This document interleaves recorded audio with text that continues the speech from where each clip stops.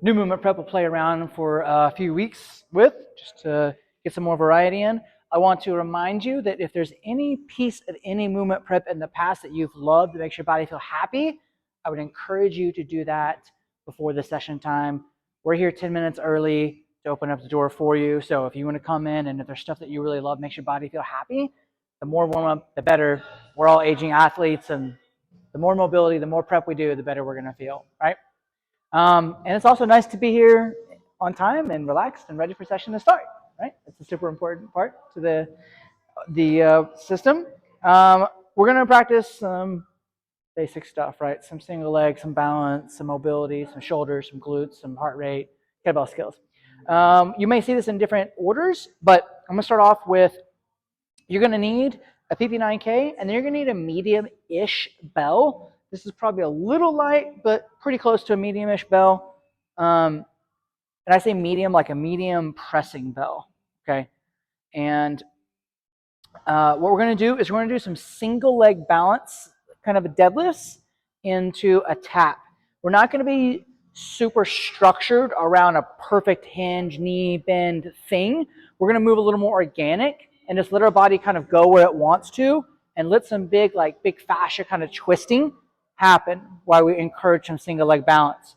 So if I'm square to my bell, all I'm going to do is I'm going to float one leg, and then I'm just going to send that leg behind me, and I'm going to reach forward. I'm just going to touch the side of that bell, and I'm just going to touch, come back up. I'm going to switch my feet, touch. So this is really the pattern. And I can go as far to either tapping the top, nice and light, or I can really go for a nice big stretch and reach and touch the bottom. Obviously, you get as much out of it as you want. Now, what you don't want to see is you don't want to see a lot of squatting down with your knee. So you should kind of feel a little bit of hamstring and touch. A little bit of hamstring and touch. So we get single leg balance, a little bit of hamstring mobility, and a little bit of kind of like this back and reach kind of rotation in the core happening, right? Nice consistent pattern for that 40 to 60 seconds, however long that is. And then we're going to go into a rock for our shoulders, hips, and then a rock back to squat for our ankles. So you're going to start with that bell pretty much right over your body. And I'm going to keep my eyes up, and I can rock forward a little bit. I'm going to rock back. So I've got this shoulder kind of rock here, and then I've got this rock back here in my hip. My toes are tucked under, and my knees are forward. I may even want my knees out a little bit, because now what I'm going to do is I'm going to use this bell as a counterbalance, and I'm just going to rock back till I'm in the bottom of that squat. My knees are way over that pinky toe. I'm going to rock back forward. Now you can obviously do it without the bell as well.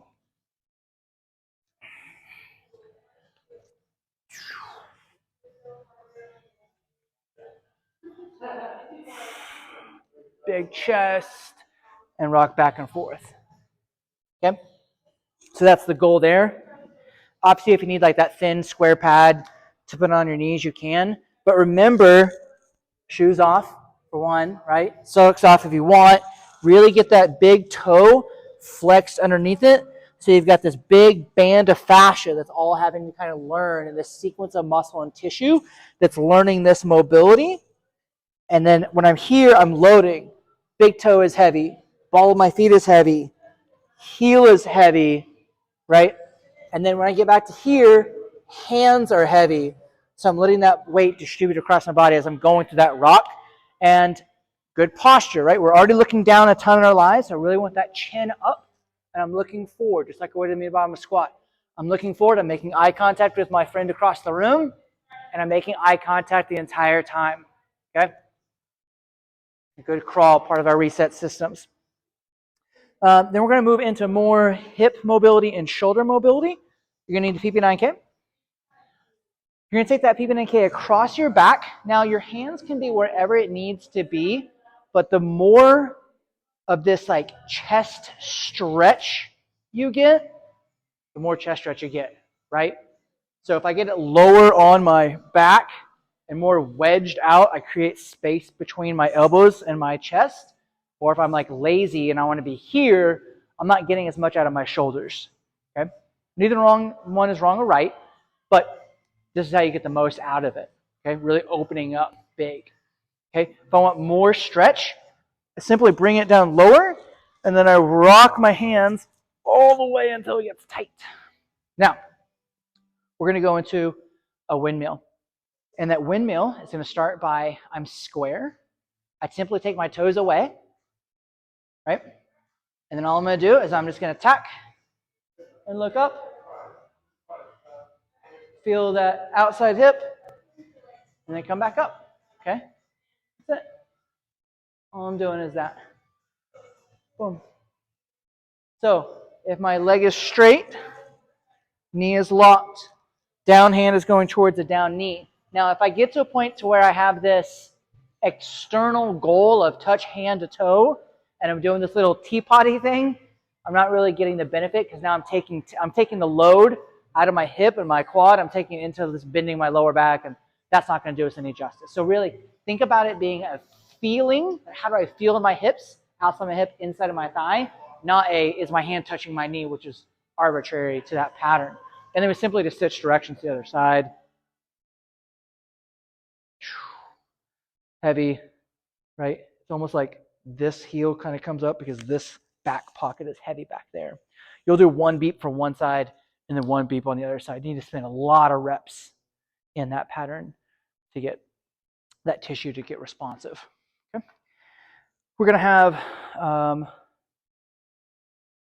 abs, reverse crunches. Now, you don't have to take this down with you, but you can as a reference.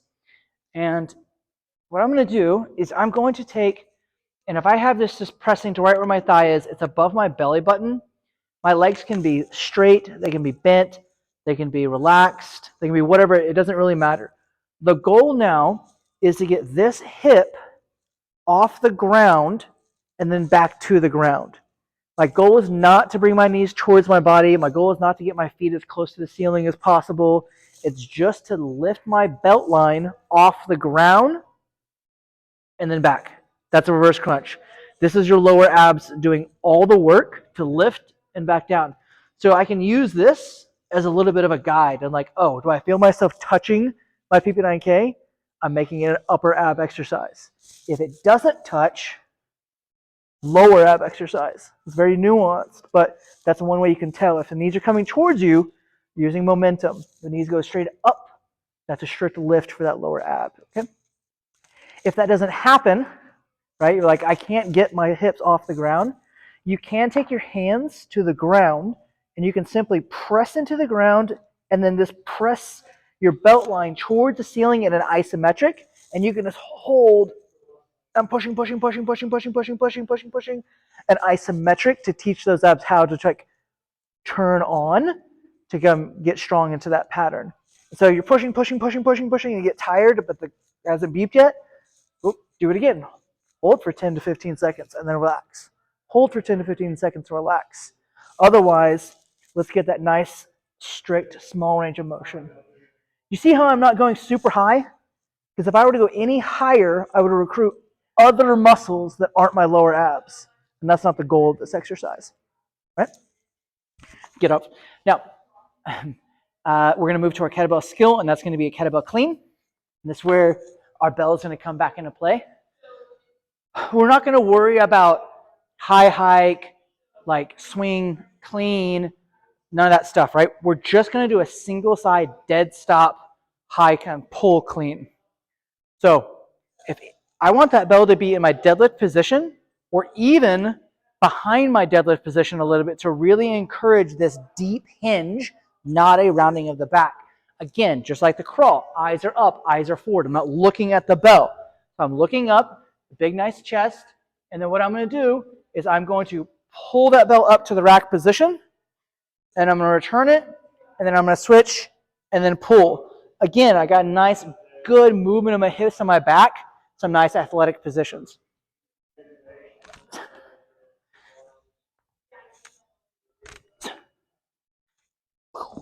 Now, I'm coming up my body. I'm not coming away from my body. Okay? If I had a foam roller, I had a wall right here, I would never go out. I'm simply pulling that hand up and rotating. Thumb back, thumb into the rack position. And I'm just going repping out, get that heart rate up, get that skill going, get that nice rack position, braced abs going for that movement prep. Okay? Great.